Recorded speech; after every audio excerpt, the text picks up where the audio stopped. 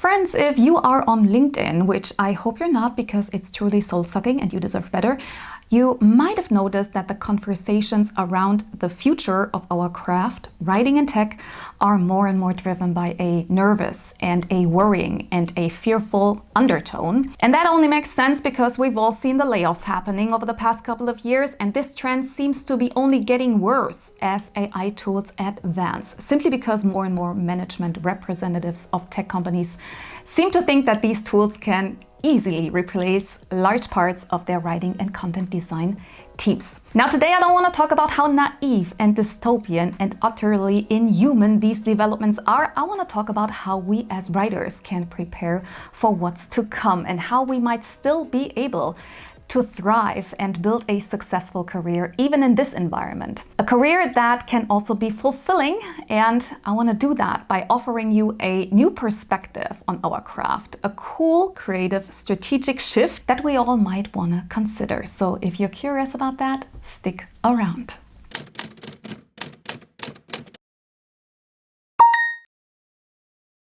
Hi, my name is Kat and I teach people about writing in tech, and on this channel you will find everything that you need to know about writing, telling a great story and making the world a better place with words. So if you care about all of that just as much as I do, make sure you hit subscribe and ring the bell. So today we're talking about something that I hope will be inspiring to your writing career. No matter if you are at the early stages of it or at the advanced stages of it, no matter if you are a UX writer or copywriter or technical writer, or if you are just considering becoming a writer in tech, but maybe you're a little unsure because the times are crazy and everything is very uncertain and unpredictable. Now, as you might know, I don't only talk about UX writing, I don't only teach about UX writing or writing in general, I also do the actual work as a writer, both as an employed writer and as a freelance writer. And just like for many other professionals in the tech field, my job has changed a lot in the past year, especially due to AI disrupting our industry in the form of companies expecting their teams to automate large parts of their work, to become faster, to become more efficient, be able to do more work with less people basically, and so on, which is why many of these layoffs are currently happening. And I have already touched on this in one of my previous videos, but what I want us to do today is I want us to take a strategic, holistic perspective on what all of that means for our jobs. And that's also a perspective that I feel has helped me a lot in improving my career chances and strengthening my position towards potential freelance clients. And that perspective is that I think it will be very fruitful for us writers, especially UX writers, to take a shift that I like to call from UX writing to strategic product writing. That's just a label, but I think it's a very helpful one to make clear where we're at and give a direction we might wanna look into. So what is strategic product writing? Strategic product writing, as I would define it, is the definition and application of an orchestrated communication strategy for all touch points related to a company's product, with the goal of ensuring a consistent user experience, brand experience, and product experience. And these touch points include all media, all channels on which you talk about the product or promote your product or explain the product, including the product itself, that would be UX writing, but also user manuals, product marketing copy, app store descriptions, customer support and how they talk about the product, and even social media when it's talking about the product.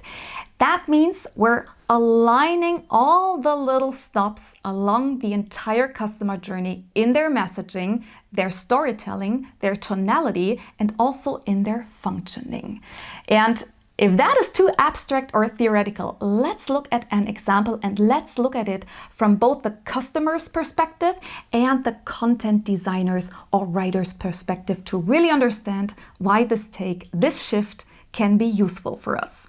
Say the potential customer that we're looking at is a freelancer, and that freelancer is looking for a bank that's a perfect match for them to open a business bank account. Now take a second. What would be the first steps that freelancer would take here, that potential customer? What would they do first? Now, they might first try to Google best banking apps for small businesses or best banking apps for freelancers, or they might ask ChatGPT or Claude for the same thing. What banks would you recommend for a bank account for small businesses or freelancers? So basically what they're trying is they try to get a first idea of the options that are available in the market. A first overview. Now let's for a moment look at that from a content perspective. Looking at it from a content perspective would mean that we're looking at search engine optimization and generative engine optimization. So SEO and GEO. That's what we would need to do here, to optimize here, to work on, to meet our potential customer with content at this very early stage of their customer journey. But there's more. Let's move on. Now, the potential customer, our freelancer, might then be presented with some suggestions, and they go visit the websites of some banks and the bank's social media accounts to get more information on these banks, to understand their services, to get a first impression of the brand. So the customer basically gathers more information to make an informed decision. And again, if we look at that from a content perspective, that's copywriting, that's content writing, all the short and long form content that is explaining and promoting the product on different channels. That's copywriting and content writing. But there's more.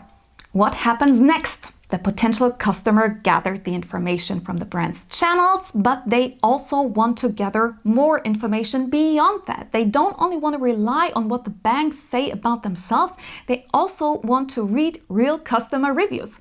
So they consult some Reddit threads and also read some Trustpilot reviews and some Google reviews. And here they want to learn about the main points of criticism that customers have, and they also want to see how the company handles that criticism and replies to negative reviews. And that, from a content perspective, would be customer support and customer relationship management. So up until now, looking at this, we have SEO and GEO, we have copywriting, content writing, and customer support communication or customer service involved as content disciplines on the customer journey. And we're not done yet. So let's move on. The customer might then be like, hey, one of those banks actually looks really good. It seems to be the perfect fit for me. And they want to open a bank account. So they look at all the options, the different account types, and they're like, okay, I'm not quite sure which one is the right one for me. So what they might do is they consult this bank's AI-powered chatbot to get some help with choosing the right account type. Now, from a content perspective, that would be conversation design, right? When the customer talks to the chatbot, the conversational design of the chatbot, that would be what we would see from a content perspective. And now, only when the potential customer gets the right help at this point, they might sign the contract for that bank account and actually get to use the banking app, which then, from a content perspective, is UX writing. So that is what we're seeing in a real case scenario. In a real case scenario, a customer will move through different communication touch points, content touch points, if you will, which should definitely all tell a consistent story and have an aligned messaging and tone. And looking at this, aligning these touch points in their messaging and in their tone would actually require an expert or even a team of experts that ensures that this alignment is given. And the crucial point here is that what we're seeing here is not even it. It's not even all of it, because even when we turn a potential customer into an actual customer, they will still meet all those communication touch points along their journey. For example, when they talk to customer service because they need help with something, or they might also follow their bank on Instagram and consume their content. And the thing is that each and every time any of those communication touch points disappoints the customer or confuses the customer or annoys the customer, that has an impact on the customer experience and hence on customer loyalty. Say the bank that you chose makes an ableist or racist joke on their Instagram, or their CEO says something hurtful or controversial on their LinkedIn profile. That will definitely change the perception customers have of that brand, and hence it also affects customer attitude and customer loyalty, as I said. And in practice, I always hear executives ask, hey, how do we enhance customer loyalty? How do we improve customer retention? Well, that's exactly how. Give them a good communication experience across each and every single touch point they encounter. So to summarize this and to get back to our main point here, that shift that I want to talk about, what we're seeing in reality is that from a customer's standpoint, from a customer's perspective, there is no such thing as this is UX writing and this is copywriting and this is technical writing. Most customers don't care about any of that, because while UX writers and copywriters are only seeing a small part of the customer journey from their perspective, the customer sees it all and experiences it all. And if you ask me, we definitely should take that into account in our work. But that's often simply not done. It's not mirrored in practice. In practice, the majority of companies, even the biggest ones, don't strategically align their communication touch points. Like even in big companies, you have a chief marketing officer and a chief product officer, maybe a chief sales officer, and they care about their specific communication touch points, but there is no overall alignment going on. And there might be guidelines like voice and tone guides, but there is no one quality gate that oversees the entire customer communication experience. So looks at the copywriting, looks at the UX writing, the technical writing, the content writing, the ads, the social media activities, etc. That is not happening in practice, but instead, usually these several disciplines are not monitored and not steered and not aligned centrally. They just act as separate unions. Now, funnily, however, I am currently in a position where I do exactly that, because as I just mentioned, I do not only teach writing, I also work as a writer. And in the company that I work for as a writer, when I started, nothing was really established when it comes to guidelines and principles and even processes and responsibilities. And I started working at this company as a UX writer, and at the same time, I also started establishing all this entire infrastructure, up to a point where I became responsible not only for UX writing, but also for establishing and maintaining all the guardrails and all the, quality assurance of other types of verbal customer communication, other types of content. And at first, I was not very happy with that, because I was like, I'm a UX writer and I don't want to lose my focus here. But at the same time, it was very clear that there simply is no other experienced writing professional, no other content professional available in the company that can do that job of strategic content alignment. And I personally have a long track record and experience with different forms of writing. So I was like, okay, let me get into that and navigate this and try this and see where this may take us all. If this is what the company needs right now,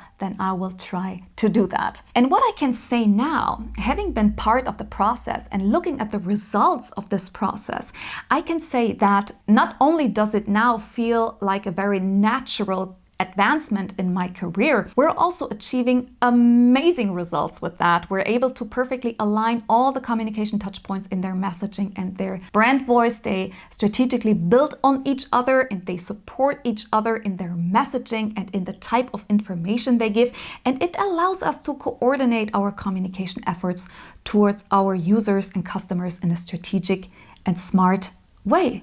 And that is a good thing. Now, why do I think that might be a direction worth looking in for other writers, so beyond my very own individual case? Very simple. There's 3 reasons for that.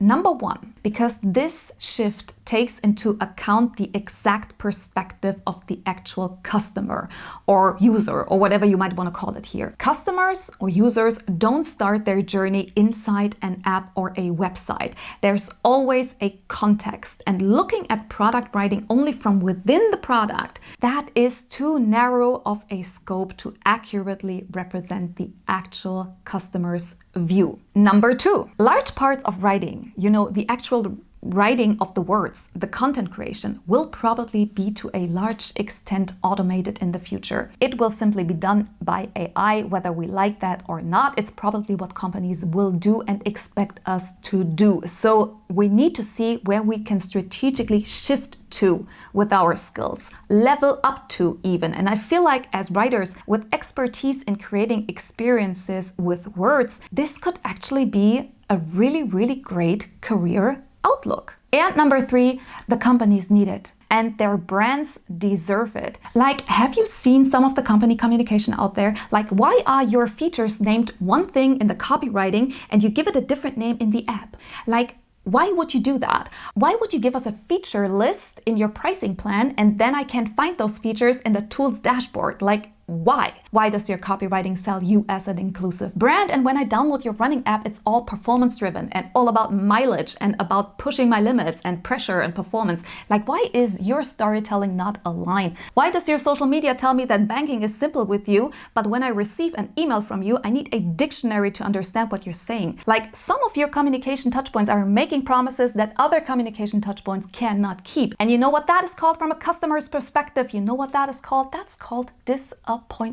And of course, that's what we want to avoid as communication designers, as content designers. So if you ask me, that's what we should focus on as writers. Try to take that meta perspective, that strategic top-level communication perspective that ensures high quality and alignment across all communication touchpoints. And with that, move from an operational writing to a strategic writing perspective, a strategic product writing perspective, as I call it. Maybe you have a cooler name for this? Let me know in the comments. And as always, also feel free to share your thoughts and experiences as well. I would love to learn about all of them and discuss with you in the comments. Also, make sure to check out writewithdrkat.com for more UX writing education. Make sure you sign up to my newsletter, the UX Writing Memo, so that you don't miss out on a thing. Link is also in the description box below. And apart from that, as always, there is nothing left to say for me except keep on writing, enjoy the process, and I hope to see you sometime soon.